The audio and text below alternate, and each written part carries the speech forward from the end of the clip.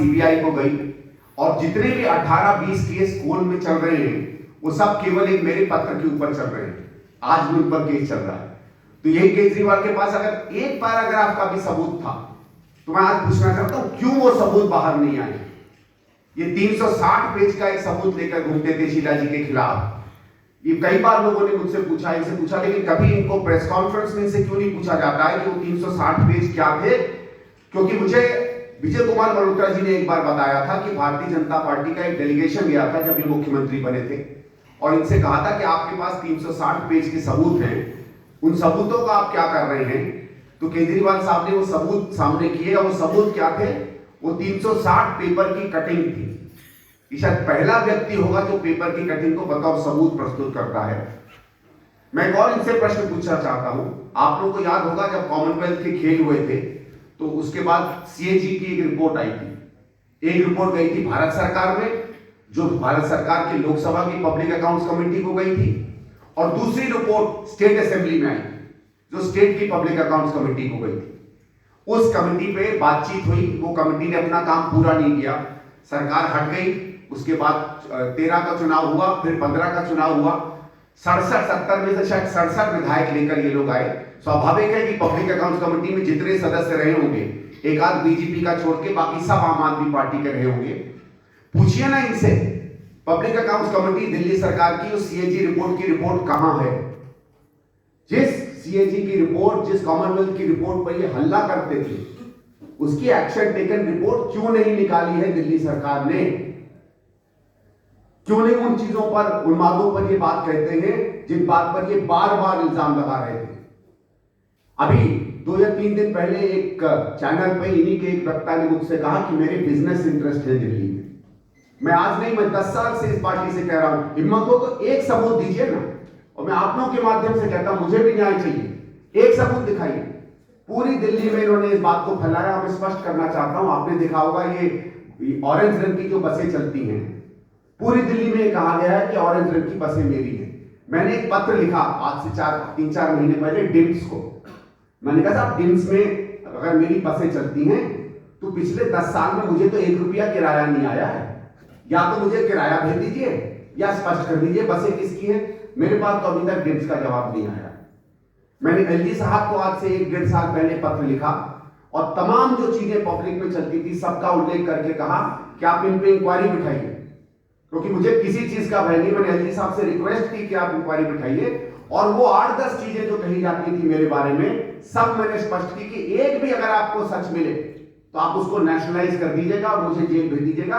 LG साहब का भी उसके बाद कोई पत्र मेरे पास नहीं आया। मैं एक दो और आपसे सवाल पूछता हूं और आपके द्वारा केजरीवाल जी से पूछता हूं। आपको याद होगा बिजली पर ये कहते थे कि बिजली में इसलिए रेट हाई है क्योंकि दिल्ली सरकार और बिजली कंपनियों के बीच में भ्रष्टाचार है। अगर भ्रष्टाचार था, और फिर इन्होंने कहा था कि जब हम आएंगे तो बिजली की कंपनियों का जो एकाधिकार है उसको हम हटाएंगे। यानी आप बीएससीएस नहीं किसी से भी बिजली ले सकते हो, आप एनडीपीएल नहीं किसी से भी ले सकते हो। और दोनों कंपनियों को उन्होंने भ्रष्ट बताया था कि दिल्ली की सरकार कांग्रेस की सरकार के साथ उसका मेलजोल है। जब आपकी सरकार आई तो कहां गया वो मेलजोल। एक कंपनी बताइए, एक कदम बताइए जिसमें आपने इन कंपनियों पर एक भी सवाल उठाया हो। इन्होंने कहा था कि भ्रष्टाचार है जिस कारण से रेट हाई है। और पता नहीं आप में से लोगों को याद होगा कि नहीं कि 2013 में इनका यह वायदा नहीं था कि हम सरकार से सब्सिडी देंगे। इनका वायदा था कि यूनिट रेट कम होगा क्योंकि भ्रष्टाचार है इसलिए रेट कम है। 1 पैसा भी वो रेट कम नहीं हुआ।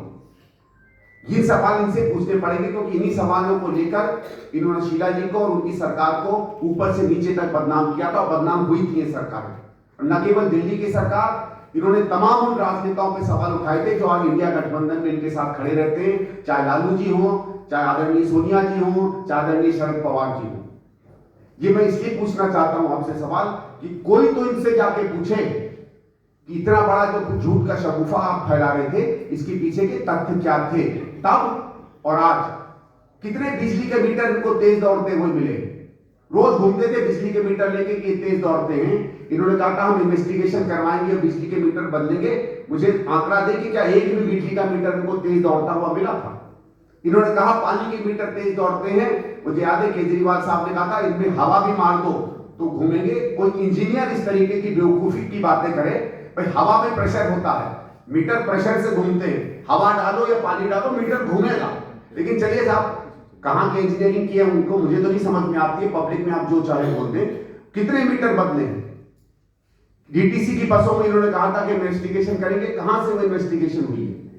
मैं बहुत सीरियस रूप से इनसे कहना चाहता हूं कि एक भी सबूत आप बता दीजिए और मैं मान जाऊंगा। और इसीलिए मैं कहता हूं कि जब मुख्यमंत्री जी ने 3 दिन 4 दिन पहले कहा कि हम लोग करोड़ों रुपया भारतीय जनता पार्टी से ले रहे हैं, दुर्भाग्य से अगले दिन आदरणीय उसी शाम को आदरणीय मनमोहन सिंह जी की मृत्यु हो गई, तो हम लोग इस प्रेस कॉन्फ्रेंस को नहीं कर पाए। आज ही इस प्रेस कॉन्फ्रेंस के बाद मेरे लॉयर साहब से मैंने बात की है और मैं आतिश जी और संजय सिंह के खिलाफ, दोनों के खिलाफ क्रिमिनल और सिविल डेफोमेशन का मामला लेकर जा रहा हूं।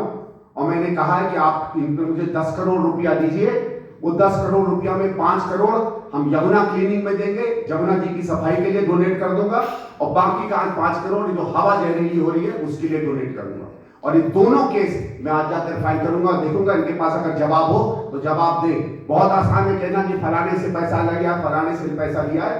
13 साल से कोई चीज प्रूव नहीं कर पाए हैं, और इसलिए मैं ये सवाल इनसे पूछना चाहता हूं। अब हम उस बात पर आते हैं जो आंकड़े ये बार बार प्रस्तुत करते हैं। मैं बहुत ज्यादा आपको आंकड़े में नहीं डालूंगा, लेकिन 2 या 4-5 चीजें इनकी स्पष्ट करना चाहता हूं। किस तरीके से यह सरकार बिल्कुल सफेद झूठ बोलती है। अभी मुख्यमंत्री जी ने कहा, पूर्व मुख्यमंत्री जी केजरीवाल जी ने कहा कि हमने जमुना की सफाई जो है इस मुस्तैदी से की है, हमने 1.5 गुना दिल्ली में सूएज ट्रीटमेंट बढ़ा दी है। मैं वो ट्रीटमेंट, मेरे पास जो डेटा पड़ा है वो दिल्ली सरकार का है। जब कांग्रेस की सरकार आई थी तो यहां 480 एमजीडी सूएज ट्रीटमेंट हुआ करती थी। जब हमारी सरकार हारी है तो शायद 604 एमजीडी हम सूएज ट्रीटमेंट किया करते थे, या 620। आज भी उतना ही है। एक सिर्फ सूएज ट्रीटमेंट प्लान बना है। सीधे सीधे ये मुख्यमंत्री झूठ बोलता है कि उसने सूएज ट्रीटमेंट का काम यहां बढ़ाया है। स्वयं एलजी साहब ने जो 2023 में एक रिव्यू ली थी, उस रिव्यू में आया था कि पिछले 7-8 सालों में 2014 के बाद से दिल्ली में जमुना में जो पोल्यूशन एफ्लुएंट जा रहा है वो पहले से दुगना हो गया है।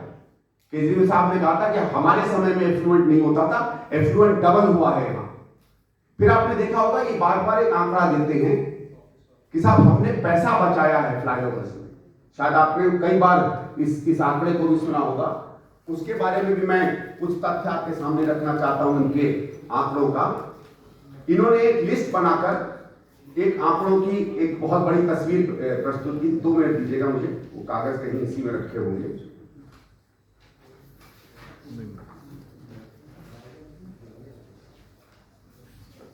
लेटर है,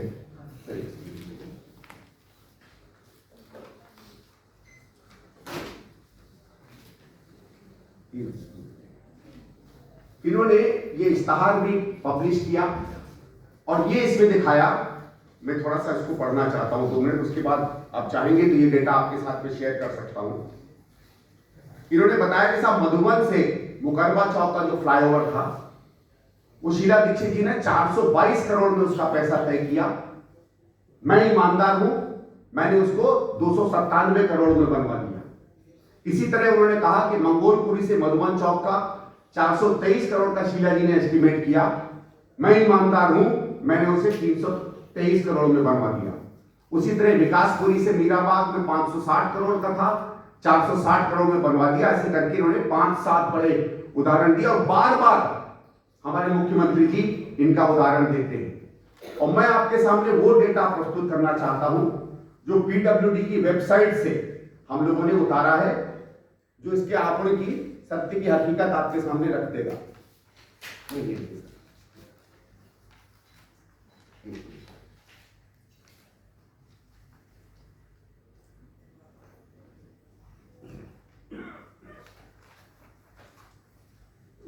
वो देखते हैं साहब, जो इन्होंने नंबर बताए थे। मधुबन चौक से मुकरबा चौक 422 करोड़ का। थोड़ा सा सुनिएगा, अपने आप पूरी चीज आपके सामने स्पष्ट हो जाएगी। एक प्रिलिमिनरी एस्टीमेट बनता है 422 करोड़ का, ठीक कहते हैं केजरीवाल जी की एस्टीमेट बना। ये बना जून 2012 में। उसके बाद कैबिनेट का एक डिसीजन आता है जो टेक्नोलॉजी को चेंज करता है और टेंडरिंग होती है 22 मार्च 2013 को 22032013 टेंडरिंग होती है 280 करोड़। यानी पैसा केजरीवाल जी ने नहीं बताया था, पैसा शीला जी की सरकार में बनता है। मैं मानता हूं आप कह सकते हैं सरकार ने पैसा बताया था, लेकिन यह कहना कि केजरीवाल ने पैसा बताया था, अगर झूठ नहीं है तो आप शब्द बताइए, इसके लिए हम कौन सा शब्द इस्तेमाल कर सकते हैं। उसी तरीके से आजादपुर से प्रेमबरी पुल, उसका प्रीलिमिनरी एस्टीमेट जून 2012 में होता है, 247 करोड़ का डीपीआर बनता है। इसका टेंडरिंग होती है फरवरी 2013 में और टेंडरिंग की अमाउंट आती है 182 करोड़ और इसमें ये क्लेम करते हैं कि इन्होंने पैसा बचाया।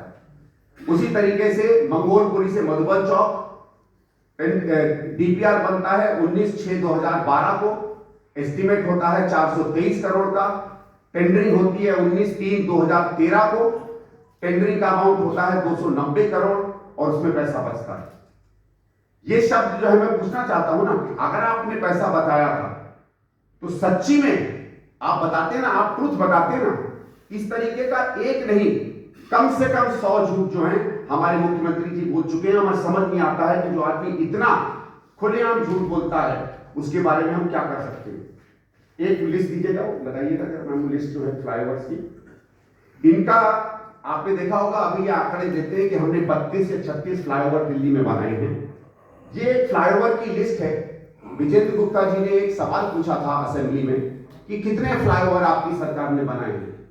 आप ये लिस्ट देख लीजिएगा, पता नहीं ये लिस्ट आपके सामने ये साफ है कि नहीं है। इस लिस्ट का मेरे पास कॉपी थी, तो उसमें कुछ बातें आपके सामने पढ़ना चाहता हूं। अगर आप इसमें देखेंगे कि आप इसके 2, 3, 4, 5, 6, 7, 8 को आप पढ़िएगा तो 2 है रैंक ए, 3 है रैंक बी, 4 है रैंक सी, 5 है रैंक डी, 6 है रैंक ई, 7 है रैंक एफ, 8 है रैंक जी। ये पहली बार मैंने सुना है कि फ्लाईओवर में जो रैंप चढ़ते हैं वो अलग से फ्लाईओवर में ले जाते हैं। कल को मैं अगर अपने घर में 2 सीढ़ी बना लूं और क्लेम करूं कि मेरे पास 2 घर हैं तो ये तो नया अजूबा है। ऊपर चलिए, इसको थोड़ा नीचे, इसको बड़ा करिएगा, थोड़ा नीचे का बड़ा करिएगा। फिर देखिए आप 22 नंबर, 23 नंबर, 24 नंबर और 25 नंबर, ये 5 ब्रिज हैं। दुनिया में कहां से ब्रिज फ्लाईओवर बन गए मुझे नहीं समझ में आता है। फिर एक और मैं आपको आंकड़ा देता हूं, थोड़ा सा ऊपर चलिए, थोड़ा 13 नंबर पढ़िएगा। 13 है elevated corridor Madhuban Chowk to Mukarba Chowk. उसके बाद आप देखिएगा फ्लाईओवर दिए हैं at Bhalswa, at Burari, at Mukundpur, Libaspur, at Jagatpur and Libaspur bridge. मैं आपको एक कागज दूंगा, अगर आप लोग देखिएगा, ये कागज है पीडब्ल्यूडी की वेबसाइट से निकला है। ये है जो इनके वर्क डिटेल्स होते हैं। Comprehensive development of corridor outer ring road between Mukarba Chowk to Wazirabad Chowk. एक फ्लाईओवर है ये, इसके सब कंपोनेंट नीचे दिए हुए हैं। मैं पढ़ता जाऊंगा, आपको लिस्ट को जरा बड़ी करिए, वापस जाइए, लिस्ट को बड़ी करिए, बड़ी करिए इसको। अब आप नीचे ये देख लीजिएगा, इसी के सब कंपोनेंट्स है Burari flyover, Libaspur bridge, Bhalswa flyover, Mukundpur flyover, Mukundpur loops. अगर आपने काम नहीं किया है तो झूठ बोलने की क्या जरूरत है। मैं सीधे सीधे यहां इल्जाम लगा रहा हूं और मैं माफ करिए बड़ा स्ट्रॉन्ग शब्द यूज कर रहा हूं, लेकिन मुझे पूर्व मुख्यमंत्री जी के इसके अलावा कोई शब्द नहीं इस्तेमाल करते हैं। अंग्रेजी में एक शब्द है पैथोलॉजिकल लायर, आदतन झूठ बोलने वाला व्यक्ति। और पैथोलॉजिकल लायर का अंग्रेजी में कहा जाता है जो जानबूझकर आदतन अपने व्यक्तिगत फायदे के लिए हमेशा झूठ बोलता हूं। मैं उन पर सीधे सीधे कहता हूं, और ये सिर्फ यहां नहीं है, ये तमाम और चीजों में मैं आपको बहुत लंबे उदाहरण नहीं दूंगा, प्रेस कॉन्फ्रेंस बहुत लंबी हो जाएगी। लेकिन जब आप चाहेंगे, इसलिए मैं पिछले 2 महीने से, उसके बाद कई दिनों से चैलेंज कर रहा हूं, और जितने मेरे मीडिया के मित्र हैं, प्रेस के मित्र हैं, आप सबसे मैं आशा करूंगा कि अरविंद केजरीवाल जी से कहें कि मेरे बगल की कुर्सी में बैठ जाए, सरकारी आंकड़े लेकर आए, कहानियां नहीं, सरकारी आंकड़े लेकर आए, उन्हीं के दस्तावेज लेकर आए और आमने सामने बैठे, उन्हीं के दस्तावेजों से मैं साबित कर दूंगा किस तरीके से विकास का उनका पूरा ढांचा झूठ का झूठ है। एक छोटा सा नंबर तो आपने सुना होगा, वो कहते हैं कि हमने 100% लोगों को पानी दे दिया। उसी दिन उनकी रिपोर्ट निकलती है जो कहती है कि केवल 93% लोगों के पास इस दिल्ली में पानी जा रहा है। हर आंकड़े में आप 93% कहिए ना, क्या गलत बात है। फिर हम आते हैं शिक्षा के क्षेत्र में, जिसको ये मानते हैं कि मैंने बहुत बढ़िया और बेहतरीन काम किया है शिक्षा में। अनु, शिक्षा की फोटोज पे आप आते ना, मैं पहले ये बताता हूं, ये कोई भी आप किस तरीके से आपने इंफ्रास्ट्रक्चर अच्छा किया उसकी हकीकत को हम बाद में आएंगे। इनके हम केवल आंकड़ों पर आते हैं। ये कहते हैं कि हमने क्रांतिकारी परिवर्तन किया और 12वीं में पास परसेंटेज में हमने क्रांतिकारी काम किया। अंततः अगर हम पास नहीं होंगे और रिजल्ट अच्छे नहीं आएंगे तो कोई भी शिक्षा व्यवस्था अच्छी नहीं मानी जाती। दूसरा, शिक्षा व्यवस्था तब अच्छी मानी जाती है, वो स्कूल अच्छा माना जाता है जिसमें बढ़ चढ़ के बच्चे जाएं। तो पहला इनका मैं सवाल पूछता हूं, ये कहते थे, आपने देखा होगा कि बढ़ चढ़ के लोग हमारे यहां आते हैं, और मैं आंकड़ों में आपको अभी तो नहीं बताऊंगा। जब शीला जी की सरकार हारती है तो दिल्ली में करीबन 16,40,000 बच्चे थे total enrolment in Delhi government schools. अगर 8 लाख थे जब उनकी सरकार आती है, 16,40,000 थे जब उनकी सरकार को आप लोग हरा देते हैं। उसके बाद 10 साल बाद शिक्षा में क्रांति होती है। उस समय तो जैसे क्रांति नहीं हुई। इसको रोक लीजिए, इसको बेटा भी रोक लीजिए, बाद में कर लीजिए। और आज के समय में 17 या 18 लाख के करीब कुल बच्चे हैं। अगर शीला जी के या कांग्रेस सरकार की गति से एनरोलमेंट बढ़ी होती तो आज 22 से 23 लाख बच्चे होते। यानी अगर आप सिंपल आंकड़ों में जाएंगे तो 4 से 5 लाख बच्चे आज हमारी सरकार के स्कूलों में कम हैं। ये कौन सी क्रांति है, कोई मुझे बताना चाहेगा?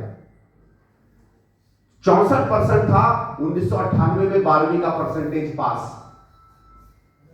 2013 में ये बढ़ के हो जाता है 89%, यानी 15 साल में 25% बढ़ावा होता है। लास्ट ईयर का जो रिजल्ट था उसमें 96% पास थे। सिर्फ 7% का इंक्रीज होता है इनके 10 साल में, और बल्कि उससे पहले के साल का अगर आप 12वीं का रिजल्ट ले लेंगे तो 91%। वो भी फ्लक्चुएट करता है, कभी 94 में, कभी 91, कभी 92, कभी 95। ये कौन सी क्रांति है भाई? आप आज 22 लाख 24 लाख के स्कूल के कमरे बना रहे हैं, और ये भी इन्हीं की रिपोर्ट से है। 12,782 करोड़ में इन्होंने जो कमरे बनाए हैं, एवरेज 22 लाख का एक कमरा आता है। 22 लाख के कमरों में आप वो रिजल्ट लाते हैं जो इससे 1/4 खर्चे में पिछले की सरकार लाया करती थी। और मैं आपको और इंटरेस्टिंग बात बता दूं, जब शीला जी की सरकार थी, ये कहते हैं ना हमने पैसा बहुत बढ़ाया है खर्चे में। आपने देखा होगा बार बार कहते हैं 3 गुना 4 गुना 6 गुना कर दिया है। कोई भी अर्थशास्त्री या कोई भी शिक्षा का विद आपको बता देगा असली आंकड़ा होता है कितना आपने एज परसेंटेज ऑफ जीडीपी खर्च किया। सामान्य जनता के लिए आंकड़े बहुत रुचिपूर्ण नहीं होंगे, लेकिन आपके लिए आवश्यक है।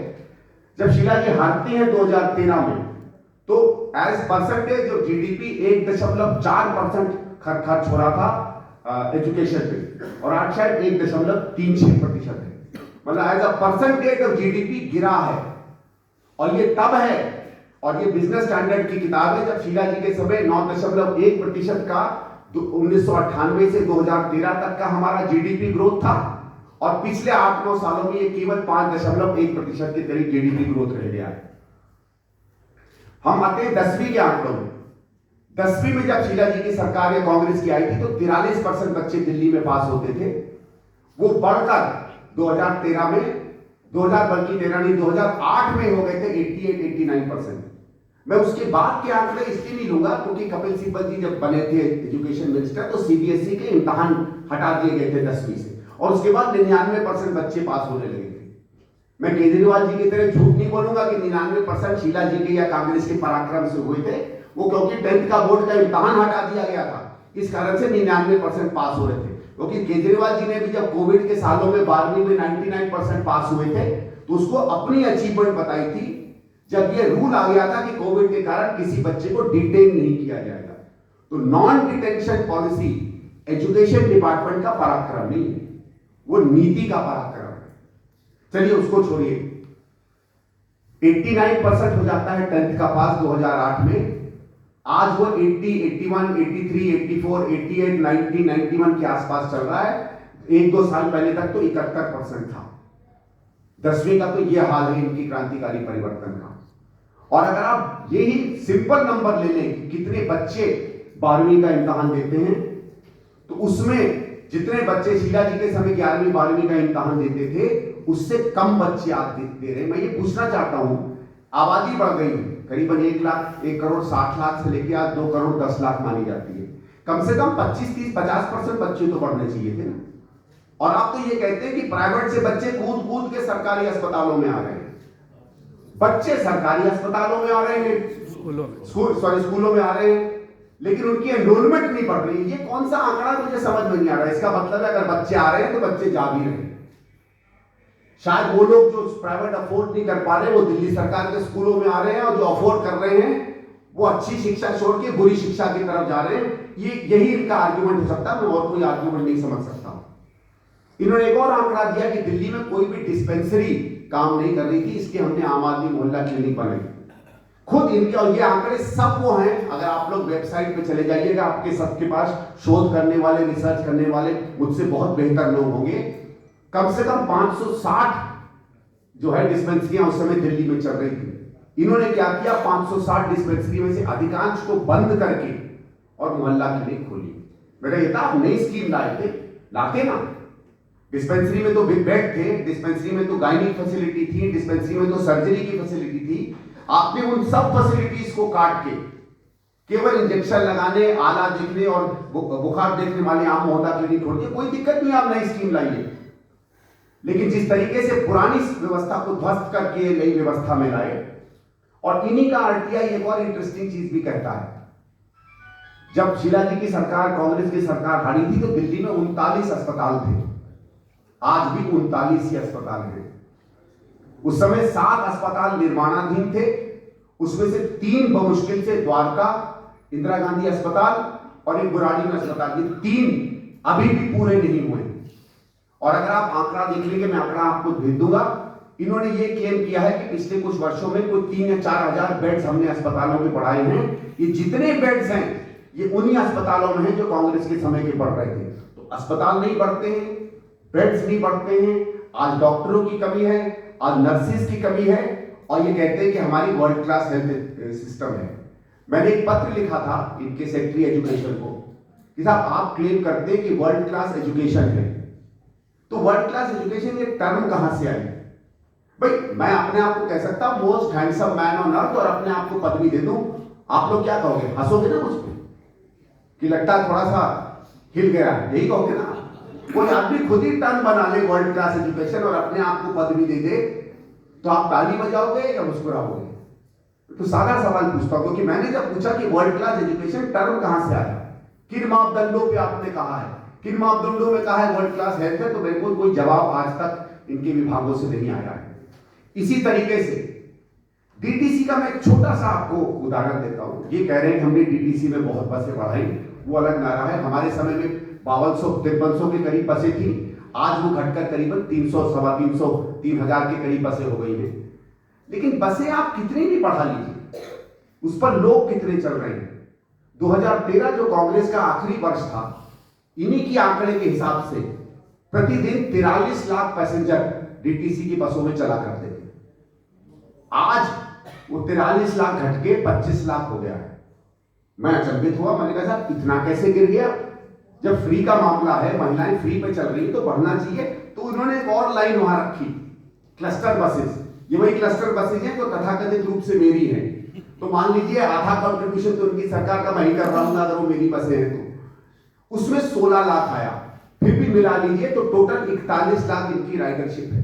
अब मैं पूछना चाहता हूं, अगर ट्रांसपोर्ट व्यवस्था वर्ल्ड क्लास है, आबादी बढ़ती है 60%, तो डीटीसी में राइडरशिप कम क्यों हो रही है? वो इसलिए कम हो रही है क्योंकि एक बहुत उसमें इंटरेस्टिंग मैं आपको आंकड़ा देता हूं। इन्होंने उसी के साथ साथ एक टेबल बनाया जिसमें ब्रेक डाउन का टेबल बनाया है, कितनी बसें ब्रेक डाउन करती हैं। वो कांग्रेस के समय से 50 गुना से ज्यादा है। मेंटेनेंस नहीं हो रही है, बसों की हालत खराब है, बसें चल नहीं रही हैं। आप कभी भी सड़क पे चले जाइए, आधे से ज्यादा चलती चलती सड़क में ट्रैफिक जाम लगता है, क्योंकि बाई तरफ पे आपको बसें टूटी हुई खड़ी हुई पड़ी रहेगी। ये है निशानी उस सरकार की जिसने अपने आप को दिल्ली की बेहतरी करने की बात की। हवा में क्या हुआ है, जमुना जी में क्या हुआ है, उसकी तो हम बात करना ही नहीं चाहेंगे। जब सुएज ट्रीटमेंट प्लांट आप लगाते ही नहीं है तो जमुना कहां से क्लीन होगी। एक बहुत ही खतरनाक आंकड़ा है इन कागजों में, मैं उतना व्यवस्थित नहीं हूं जितनी आम आदमी पार्टी है प्रोपेगेंडा करने में, तो वो कागज आपको पूरा नहीं दिखा पा रहा हूं, लेकिन एक विजुअल आपको मैं जरूर दिखाना चाहता हूं। उसका प्रोजेक्ट रूपांतर के एक बार पहले करना। आपने देखा होगा ये बार बार कहते हैं कि हमने स्कूलों की हालत बहुत सुंदर कर दी, कि इन्होंने कई जगहों पे लीपा पोती बहुत अच्छी की, नहीं ये नहीं रूपांतर वाला। और मैं आपको बताता हूं इसकी शुरुआत कहां थी। 2008 में दिल्ली सरकार एक कार्यक्रम करती है जिसको प्रोजेक्ट रूपांतर कहते हैं। ये 2008 से 2011 तक चलता है और उसके बाद उसकी सेकेंड फेज शुरू होनी थी। उसके बाद कॉमनवेल्थ और तमाम चीजें आती हैं, ये प्रोजेक्ट बन जाता है। आप इसमें मैं छोटे से देता हूं। दिक्कत ये कि वो लोग सेल्फी का जमाना नहीं था, हमारे पास इतने फोटो नहीं थे, नहीं तो हम हो सकता है जो 100, 150, 200 स्कूलों की उस समय क्रांतिकारी तब्दीली हुई थी, फोटो खींच देते।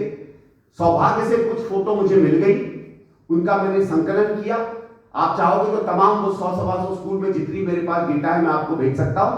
कुछ का मैं उदाहरण देखना चाहता हूं कि किस तरीके से इंफ्रास्ट्रक्चर का जो परिवर्तन है वो उस समय शुरू होता है जिसपे केवल ये एडिशन करते हैं। एक आध फोटो दिखाइएगा बाईं तरफ।